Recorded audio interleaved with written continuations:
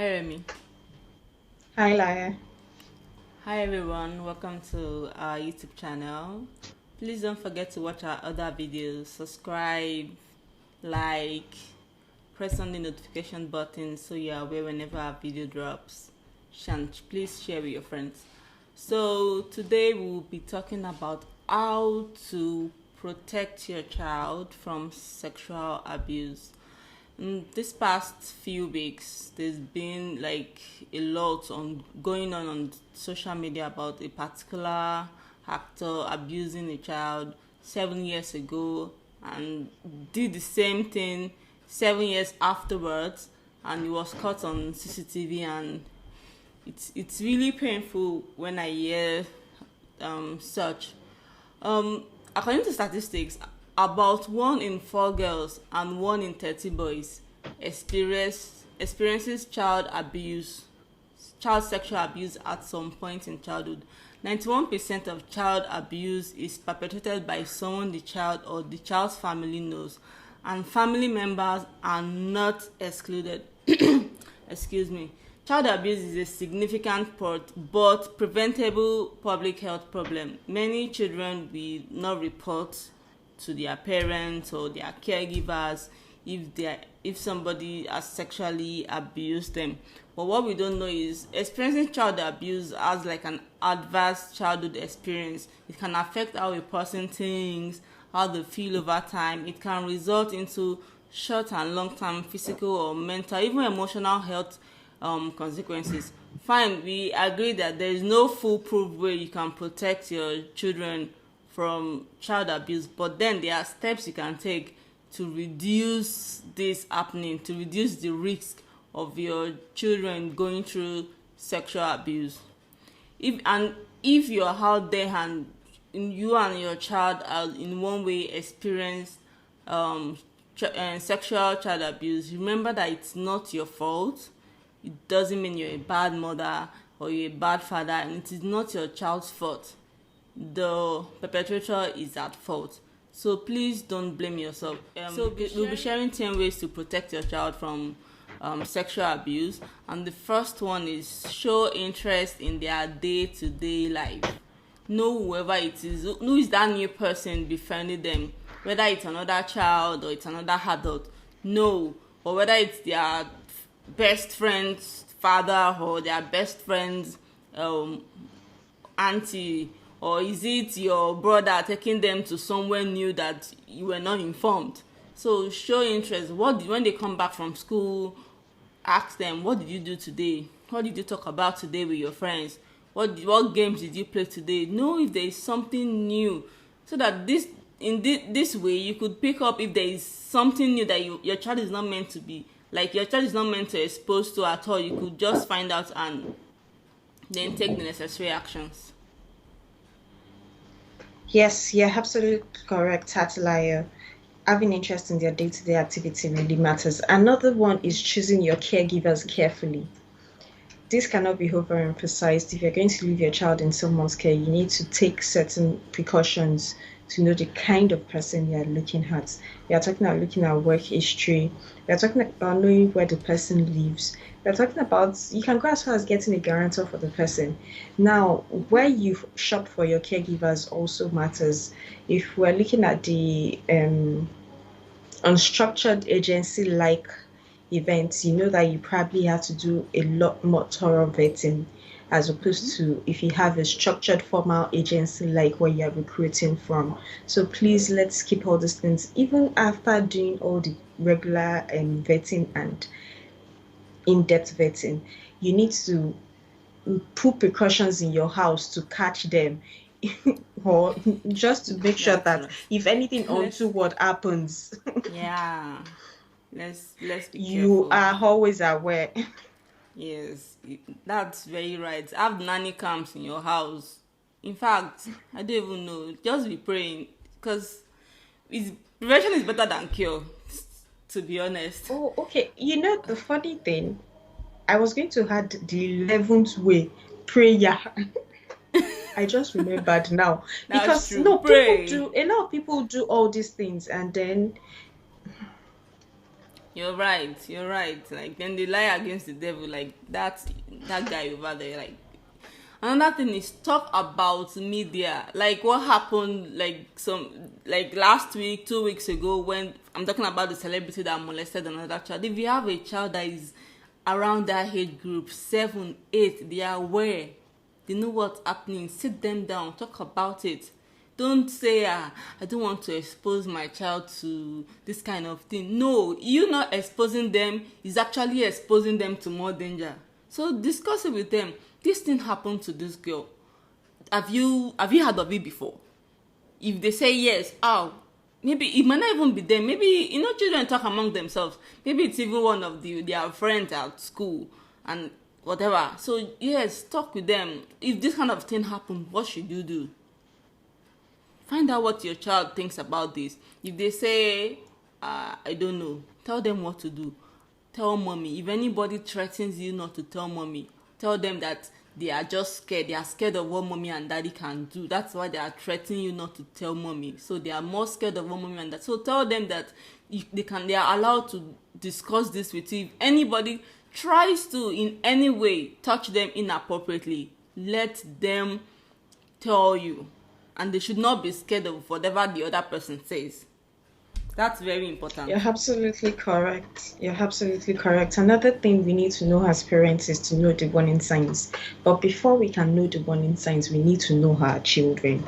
Yes, there are general warning signs, like the child will start struggling academically, the child will present different behavioral problems, the child may become withdrawn. But if you don't know your child very well, you may not notice what symptom or what sign is showing. So you need to know your child, and then you need to educate yourself. Apart from these ones I've mentioned, I'm sure you'll find a lot more online. Please, parents, let us keep ourselves abreast of all those things. Yes. And please check our description. We'll be sharing links whereby you can go and read more about child sexual abuse and how to know the warning signs. Another thing is teach your child about boundaries. Don't just teach them, respect those boundaries. If you have a child that is old enough to clean up after themselves, please don't do it for them. Let them clean up after themselves. Teach them. Let them know that your vagina is not allowed to be touched by anybody, not mommy, not daddy.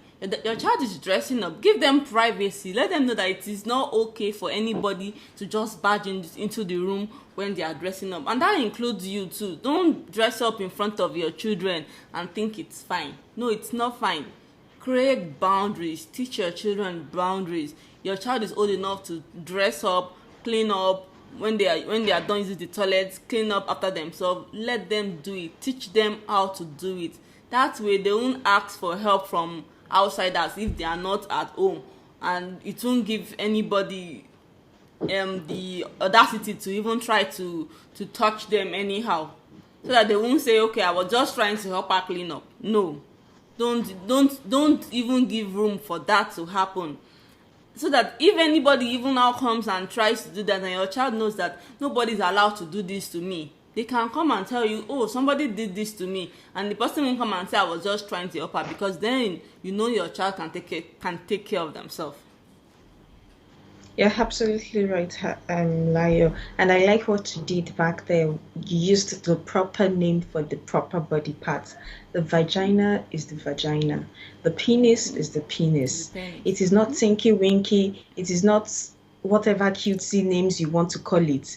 It is not bum bum. Bum bum is different. Teach them body parts. Let them know how to talk about body parts. Let them know their private parts that nobody should touch. Like she said, once your child is old enough to clean up after themselves, let them do it. They won't get outside and they won't ask for help. Even if someone offers them help, they know that nobody should touch them there. And that gives people...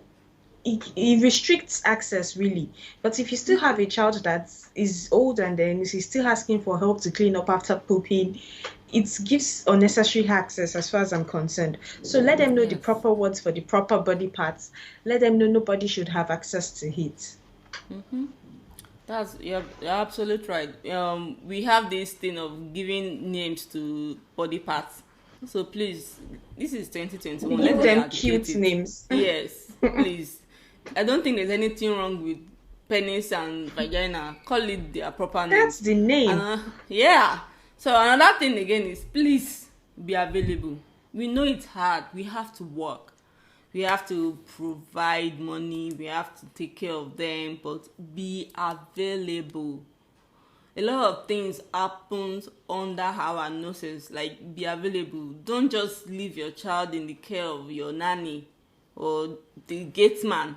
Even if they are not physically abusing your children, you don't know what some of these people do when you are not at home. Be available. If you are not available, then how can you show interest in your child's day-to-day life? How can you know what is going on with them? You can't know because you are not available. It's very important. Please be available. This is very, very, very important. Another thing with being available is reassuring them that whatever they may say to you, they are not going to get into trouble. So most times how they buy their silence is they tell them, if you tell mommy I will do this, I'll beat you, I will injure you. They may even go as far as saying I'll kill you. But let them know that there is nothing that they cannot tell mommy. There is nothing that they cannot tell daddy. Let them know that whatever they tell you, are their safe space, literally.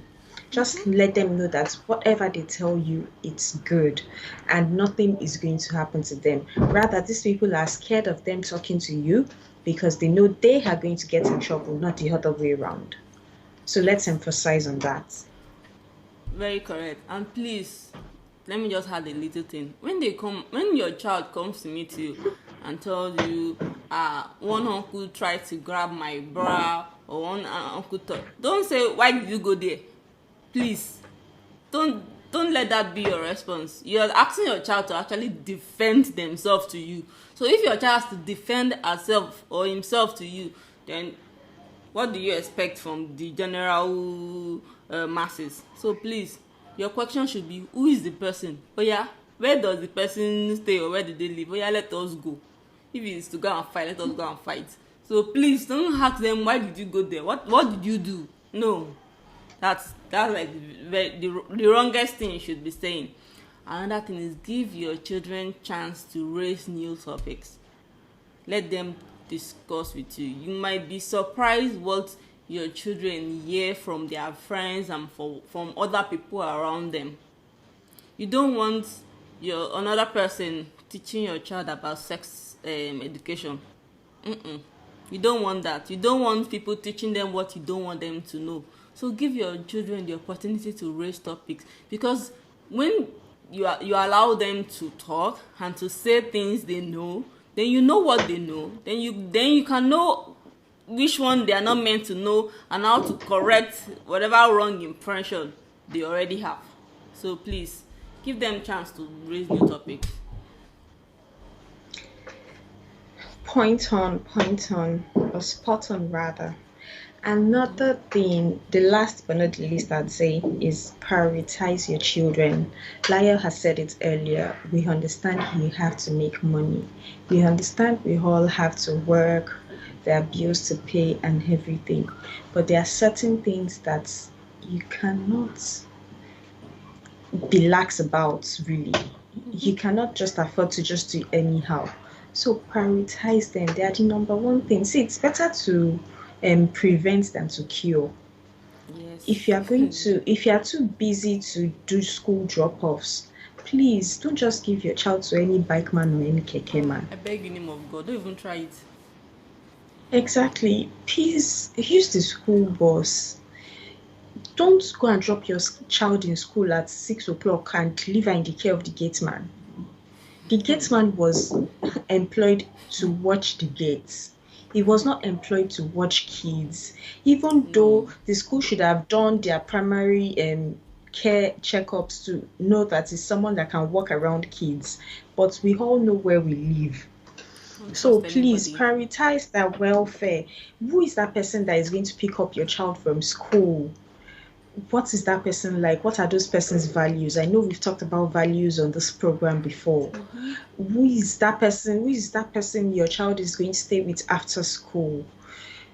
Please, let's just put all these things into consideration. Let's give them a really deep thought before deciding on what to do. Thank you. Yes, that's very correct. Please don't leave your children with gate man. Don't ask bike man or a pep man to go and pick up your child. Things happens. Please, when you're this, even when if the school bus is the one picking up your child, don't ask them to drop your child for the gate man if you have one, and the gate man should bring your child up to the room. Please don't. Anything can happen within that few short minutes. And I know none of us want to talk about this, but as much as we are trying not to make you paranoid, beware. Don't trust anybody, including family members. We've seen and we've heard a lot. So be careful with anybody around your children, family members included, friends and family members. So please, and please, like Remy said before, pray that God will remove evil eyes from your children, because I think the way we are going, we need prayers. We need a lot. So I hope we are able to help you with all these. There are a lot of places you can also get information on child abuse and how to protect your children. So please, let's make this a priority. And please don't forget to like our video, share this video with your family and friends. Let's create awareness, and follow us on all our social media platform, Instagram, Twitter, Facebook at Family Talk Engine. Until next time, stay safe and stay healthy. Bye.